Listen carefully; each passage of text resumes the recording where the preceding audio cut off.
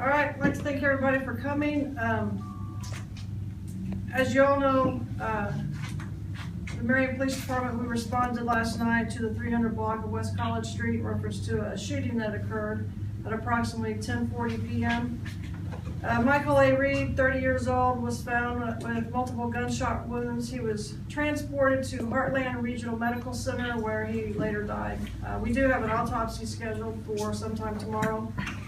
And based on witness statements, we identified a possible suspect as Jack Thomas Jr., 34 years old, from McLeansboro, Illinois. We put out a dispatch for Mr. Thomas and for his vehicle. His vehicle was found today in rural Hamilton County. It was recovered and towed here. Mr. Thomas was later located in Carmi, Illinois at a residence, and a Illinois State Trooper, after some conversation with Mr. Thomas, convinced him to surrender to police. So several groups I think need to be thanked, and one of the most important groups I'd like to thank is the citizens that were around that area last night that helped us identify him and gave witness statements, because without them we wouldn't have been able to identify our suspect. Also, officers and detectives of the Marion Police Department worked diligently all night to locate Mr. Thomas. Detectives from Williamson County Sheriff's Department were essential in helping us. Also, Carmi PD, White County Sheriff's Office, Hamilton County Sheriff's Office, Illinois State Police, of course, and the Williamson County State's Attorney's Office, who gave us our warrants for this case and will be prosecuting Mr. Thomas.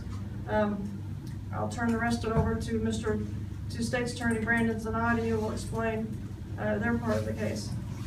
Thank you, Chief Tondini.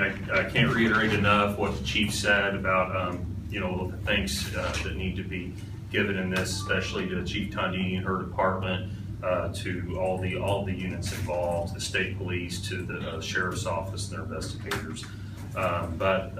Following with what Chief Tondini said, today I did file 3 counts of first-degree murder against Jack Thomas Jr. Kind of conflicting. We have a McLeansboro address. We also have him down as a Marion address. But I did file those charges against Mr. Thomas today.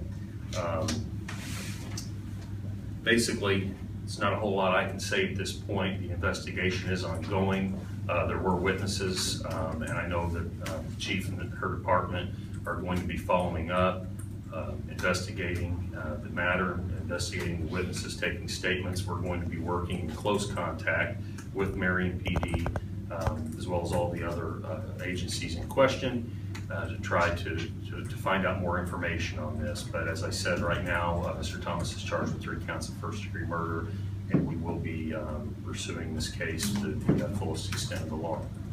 So at this time, Chief, if you want to field some questions together, I'm happy to do that.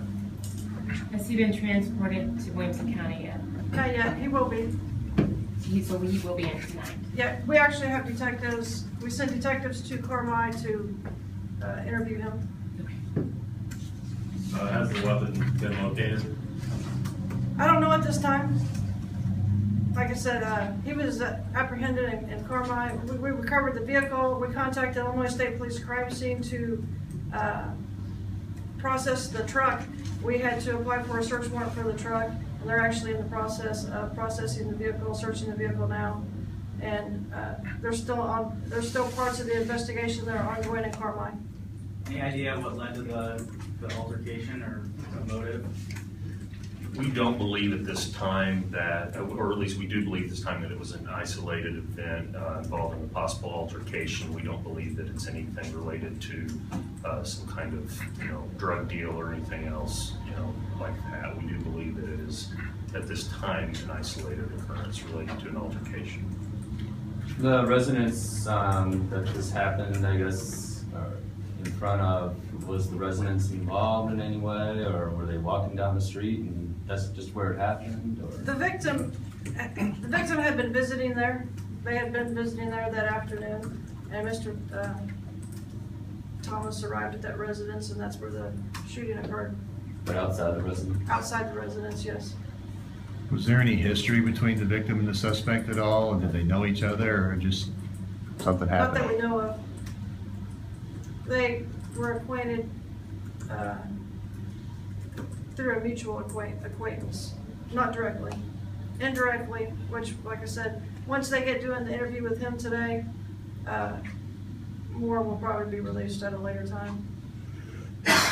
Were there anybody else who incurred any injuries during the shooting? No, We don't believe so at this time after the investigation at this point, just the now deceased Mr. Reed. You Where said, does Mr. Reed live? Yeah. I believe we had him, he was a resident of Marion. you said he was shot multiple times. Can you give a specific number or not necessarily?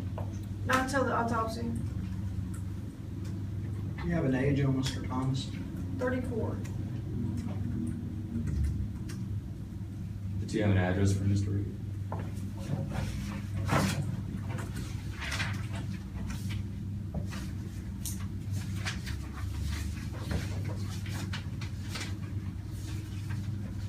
You give me one moment.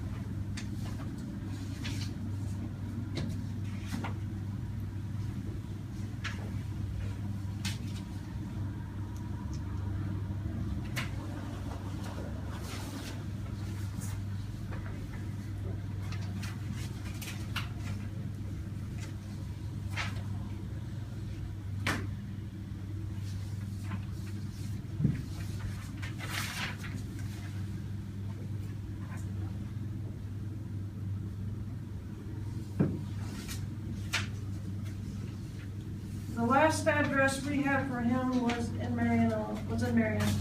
We won't give out specific address, but last address we had was in Marion. I believe for each of you, this may actually be the first murder as you being chief, you being district attorney or state's attorney. Talk about how, how do we handle this situation? How do we try to move forward as a community? I think first, and this is a good example, the lines of communication, chief and investigators have been in and out of my office today. We've been on the phone frequently. I think communication is key. One of the first things I set out to do as state's attorney, and I think this is a prime example of that relationship working. I can't say enough good things about the Marion Police Department, how they've handled this, and I look forward to working with them together going on in the prosecution of this case.